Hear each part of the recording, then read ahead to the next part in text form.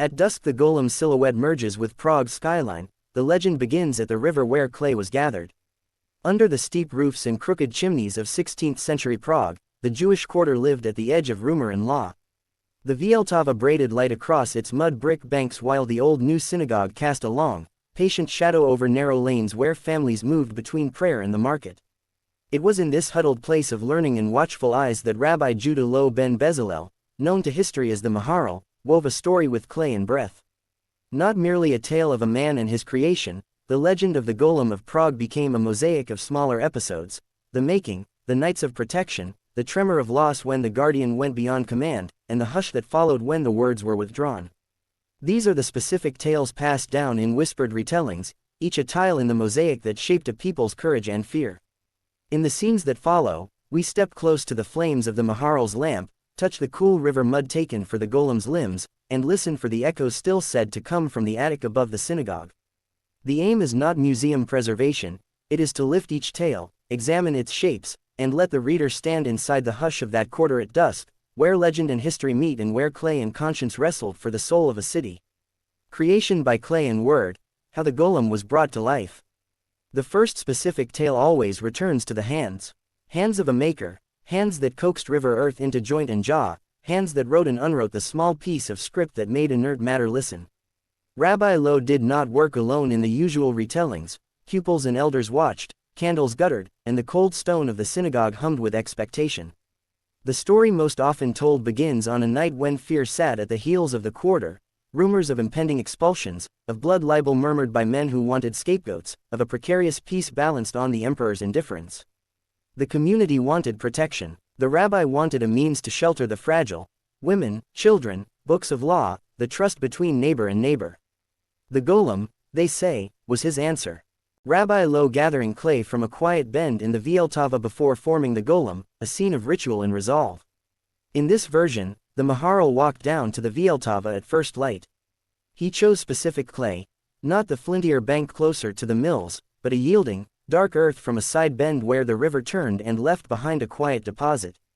The clay held a cold livingness, as if it remembered the river's pressure, and he carried it back in a wicker basket with pupils trailing behind, their breath puffing small clouds in the morning air. At the synagogue, men spread fat braziers and prepared syllables, letters arranged with the precise care of a scribe. The Maharal's hands shaped a figure, broad shoulders, a head slightly too large, and the community watched as a school shaped by prayer and law watched something like a child being formed. There are details that split the tale into variants. Some say the Maharal inscribed holy names on parchment and placed them within the golem's chest. Others insist he rolled the Shem, the single, ineffable name of creation, into a tiny paper and slipped it carefully into the golem's mouth. A quieter telling suggests that the rabbi carved the Hebrew letters into the golem's brow, an inscription that shimmered with an inner light the moment breath touched clay. Whatever the exact method, the crucial image persists, a piece of sacred script bridging dust and will. When the final syllable was spoken, breath, which had been held like a question in the room, broke outward. The creature's arms flexed, its knees creaked like old doors. It did not speak much. It rarely needed to. It was made to do heavy lifting, blocking, guarding. The creation tale contains practical details that anchor the miraculous. The golem learned by example.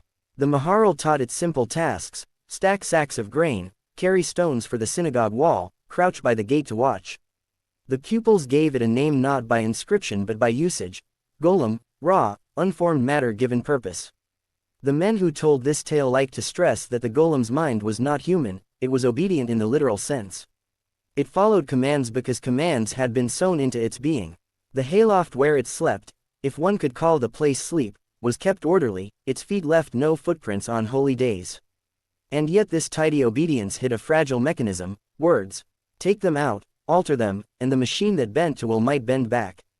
The final scene of the creation tale is small and domestic. A child drops a cup in front of the golem, and the giant hand reaches down and scoops the shards away, not out of compassion but because order had been requested. A mother weeps. The rabbi watches and knows that the protector's hands are steady, that this clay thing will hold the line tonight. Behind the concrete tasks, though, the creation tale insists on a moral. The golem is made by a people to protect a people, and the protective impulse is both sacred and dangerously intimate. The workmanship of letters, the selection of clay, the breath that makes motion, Each element folds theology into craft and sets the stage for the golem's next true work, intervention in a world that would harm the quarter. 3 nights of protection and a night of unruliness, specific episodes. The second section draws out 3 separate episodes that folklore welds together into a single arc: the nights the golem protected the quarter from accusation, the day it labored at the synagogue's repair after a fire, and the night it moved beyond instruction.